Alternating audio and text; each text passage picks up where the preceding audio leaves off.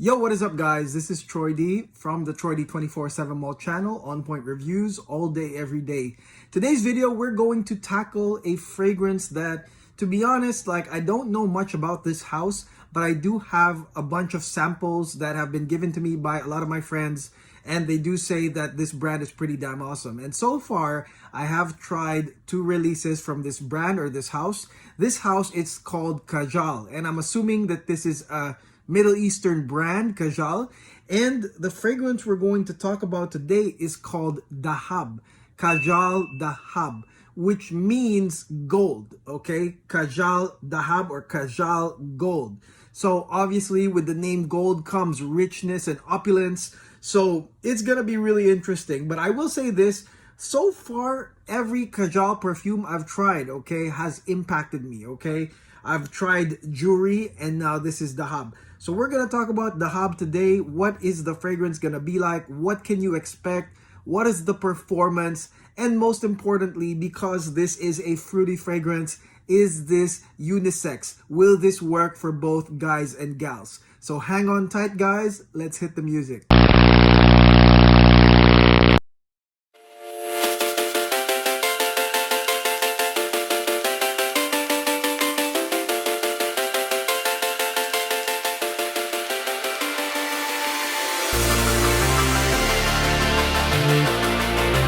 Okay, we're back, guys. Kajal Dahab, let's go spray this right now.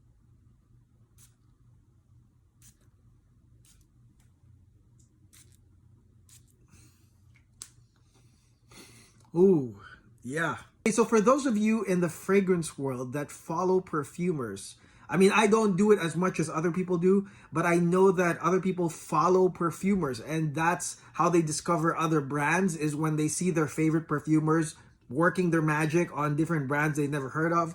Well, this is an interesting thing, okay? So as you guys know, I mean, I'm gonna jump the gun by saying Kajal Dahab is actually a fruity fragrance.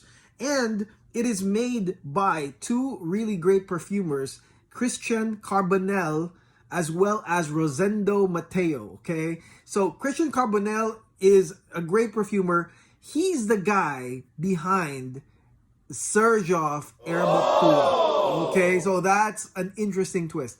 So he's behind Erbapura, and Erbapura is one of my most watched videos.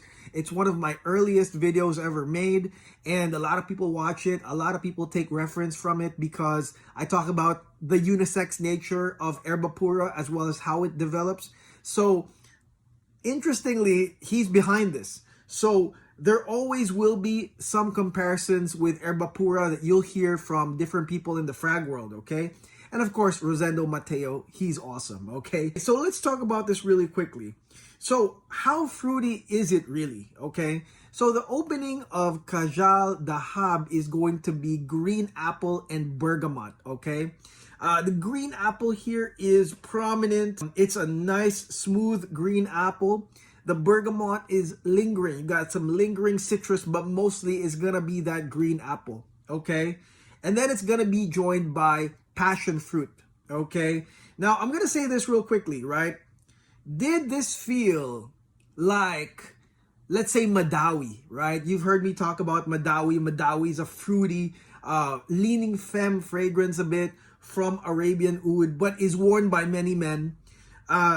The passion fruit side of it, I will say, is the one that's mostly leaning femme, okay? I love passion fruit, by the way. If you love passion fruit juice, I mean, it's right there. It's exact, it's accurate, it's really passion fruit, juicy. But you know what it is, guys? The opening, though, is not going to feel femme. Okay, this one has green apple. What are we talking about here? This is the same green apple that we got on Widian Gold 1. This is the same green apple that we love on Leighton. This is the same green apple we expect from Aventus. So the green apple here, mixed with the bergamot, is not necessarily femme, okay? So the opening is a smooth green apple, kind of like sour green apple type feel with some lemon, some citrus. And then as it goes, when it gets added with that extra dimension of passion fruit, it may, and I'm saying it may, may feel like a Madawi only at that point, okay? Now, to me, this fragrance doesn't stay femme for so long because the key piece here that I really pick up is coriander, okay? Coriander. Now, what does coriander smell like? To some people, they say that it is sort of citrusy and soapy, but mostly soapy, okay? And to me, the secret sauce is the coriander, okay? Because when you think it's going too fruity with the passion fruit, okay, which like I said is probably the most femme side of this fragrance, Kajal Dahab, you got coriander. Coriander is gonna be the huge curve, okay? Once you get that coriander, you're gonna know that now if it was like tilting towards feminine, it's kind of going back now to middle or even masculine. And the coriander here, that soapy, citrusy feel, to me is also mixed with cedar wood. And so, you know, at that point, you know, I'm telling you this, at no point did I feel that this was feminine, okay? The passion fruit, yes, I mean, it did bring me back some memories of Madawi in a certain way. But once that coriander came in with the cedar, it kind of tilted back for me, okay? And so with the green apple, okay, with the green apple, I'm sure that many of y'all that have tried this will assert that it's actually a masculine scent, you know, with fruity nuances or with a fruity notes. But it's got cedar and coriander that curves the entire thing, okay? Lovely coriander. I mean, this is one of those fragrances that I gotta say, this is where coriander was done right, because it's an absolute curve, it's prominent, and it goes directly to the mid to dry down notes. And the mid to dry down notes are musk, amber, and patchouli, right? So wonderful, wonderful notes that, I mean, we've seen it in many other fragrances. So, I mean, that's really why, to me, I think that the Kajal line is famous now with the mainstream. A lot of mainstream folks I know own Kajal fragrances. Why? Because the note combinations, just look at it, amber, musk, patchouli on the mid to dry down is something that is a very appealing combination that we've seen on multiple fragrances. But again, to the nose of somebody that just wants nice smelling mainstream, it's a winner. So I will say this, that the musk though is much stronger than the amber in this case. And again, that's what tilts it masculine, okay? So it gets musky, woody, and ambery towards the dry down. The patchouli is not so strong here. I will say it's really the musk, okay? And then followed by the amber. Aside from this nice bridge of musk is gonna be the amber. So when the musk sort of fades away, it's gonna be purely amber. It's going to be sweet, warming amber, which in my opinion continues the trend of the sweetness of the fruits. So it goes from green apple to the passion fruit, and then the nuances, and then in the end you're gonna get some sweet honeyed amber. All in all, you really don't know. You would have to really know personally by trying this out if you feel that this is more femme or masculine, and it really depends on your perception. Like if you ask me, like, does passion fruit mean femme?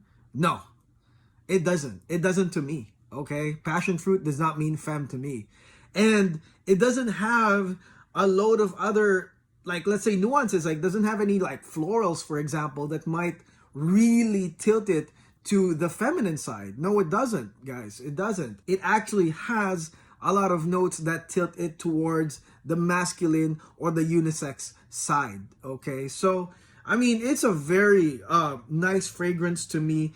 I also think that this one is an all-weather performer, okay? This one is an all-weather performer. For those that live in hot weather climates, I mean, the fruity notes are going to really provide you with a nice feel. You know, green apple, I mean, those are nice performers when it comes to, you know, hot weather. But when it comes to cooler weather, this one here is more potent than the average perfume. So first and foremost, the potency is something you gotta remember here. Potency cuts through the cold breeze, number one. And number two is that the dry down here is definitely fall winter, as well as the bridge, the curve, the coriander, like I said, the coriander bridging to that mid to dry down which has fall winter style notes. So it's really an all-weather performer in my book. And since I said it was potent, yeah, the performance of this is spectacular. It's expected with Kajal fragrances. The last one I tried, Joorie, performed quite well. This one performed quite well, and an example of that was when I was trying this out the other day. I bought some pizza. I was doing my errands and I sprayed a couple on me while I was buying pizza. And as I went home carrying all this pizza, I had like 2 boxes of pizza. It was smelling like pizza. My wife basically said, "Does the pizza smell like perfume, or did you put perfume on the pizza?"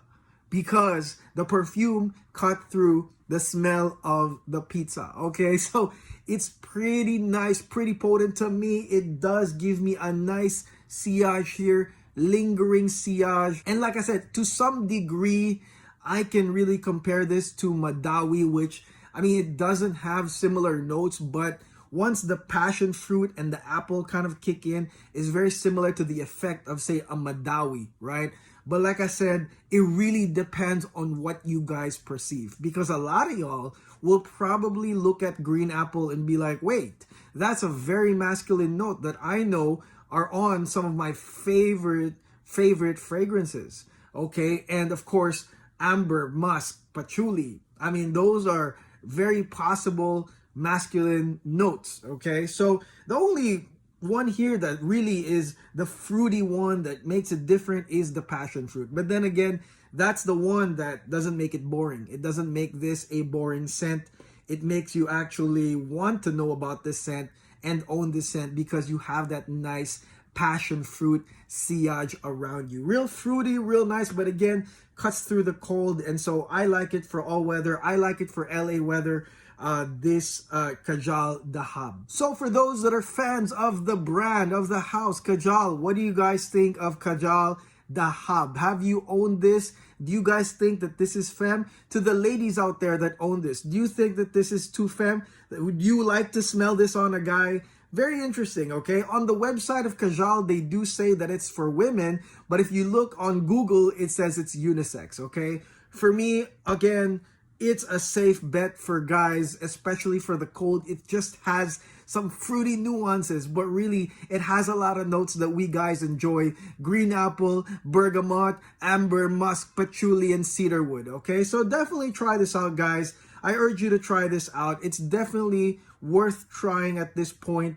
And let me know, like I said, if you guys have any type of feedback on this perfume, if you guys have tried it. And if you're down with Middle Eastern perfumes like Arabian Oud, Kajal, Asak, reviewed by a Western dude, please like and subscribe, okay? I mean, I try to talk about it in a very straightforward way, something that's very understandable, especially for, you know, clients that live in Western countries that want to dab in Middle Eastern Oriental fragrances. I mean, it's worth it to do that, by the way. I mean, it's really worth it to do that. It is not, I don't recommend staying away from it, because you're missing out. You're missing out on certain notes being put on there, or certain note progressions, okay, that are very unique to Middle Eastern scents.